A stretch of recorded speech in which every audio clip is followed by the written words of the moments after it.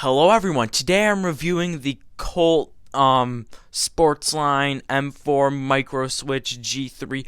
I'll put the name in the title, okay? I don't remember the name for this thing whatsoever. It might say here, just maybe.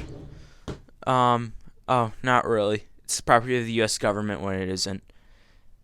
Okay then. This is an awful intro, I'm sorry.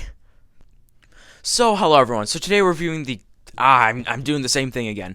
So it's the Colt M4 with a G3 Microswitch gearbox inside. So this gun retails for $180, and yeah, just gonna do a review. So let's start with the externals. So first we have the orange flash hider, which is connected in by a pin. You can see right there. We have the front iron sight, and then the rear iron sight right there. And the iron sights are surprisingly good. I don't know, like they're weird looking, but I actually really like them. Let's see if I can get that even closer. I really like them, and I don't know why.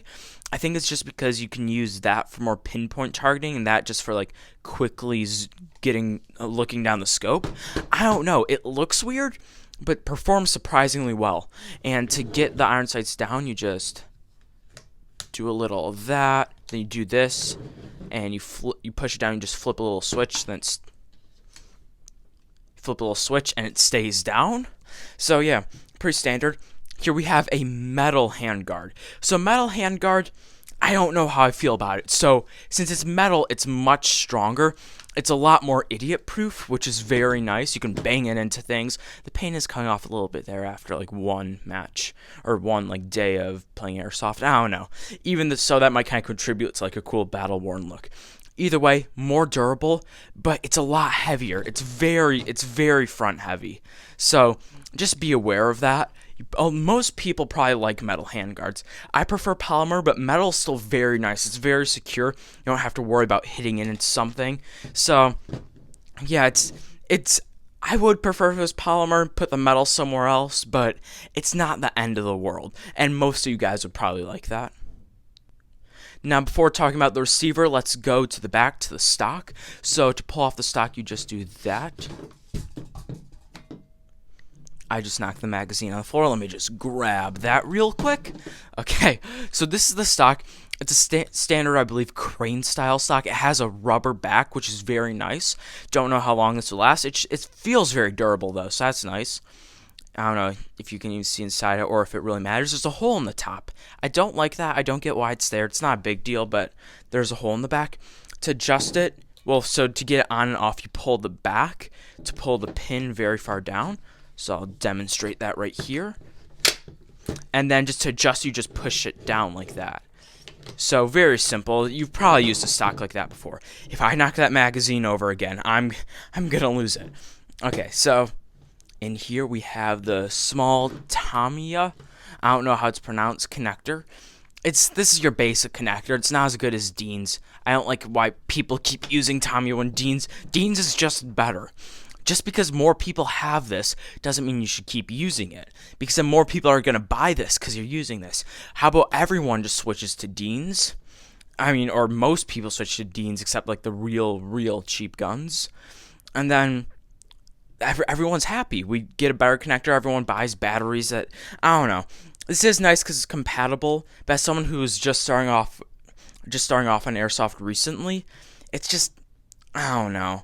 I wish it was Dean's. I definitely wish it was Dean's. I get the whole compatibility thing, but I don't know. It's whatever.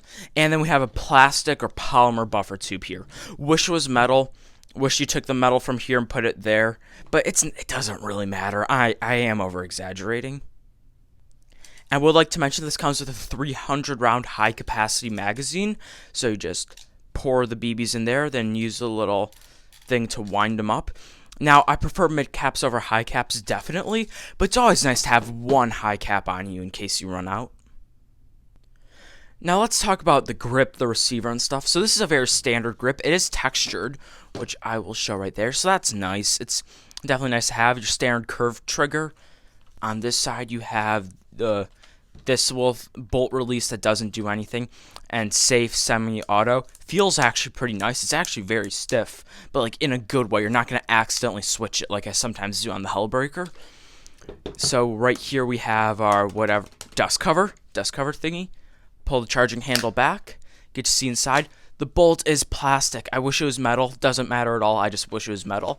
And then you can adjust your hop up by twisting that little gear right there. So yeah, the little arrow, I don't really know what that means. I've adjusted it a while ago. So it shoots straight now, but I forgot if the down means you go down to go up, or down means that turning it that way will make it go down. I don't know. I'm sorry. I forgot how I adjusted it. Then you have your standard mag release here, standard mag well. So this is overall just your I keep dropping the magazine. This is a very standard M4. But now I want to talk about the internals. So what makes this Airsoft AEG so interesting is because of its internals. So it has a Microswitch gearbox, which is very similar to the Ares EFCS gearbox. And this says it's only compatible with 11.1 lipos, but 7.4 works fine for me. 11.1 will probably have much better trigger response, but it does put a little more stress on the internals, and I don't know, I didn't know how good the internals of this were going to be, and I'll tell you why later. So this has a Microswitch in it, which means great trigger response, and it can use an 11.1 lipo if you want. And overall, it just shoots very well. I'm very happy with just how this gun performs. I don't know, the Microswitch is very responsive, even on a 7.4 volt lipo. And again, it says incompatible, but I haven't had any problems with the 7.4 volt. So, do I recommend this AEG? It depends. So, well, yes, I actually really like this.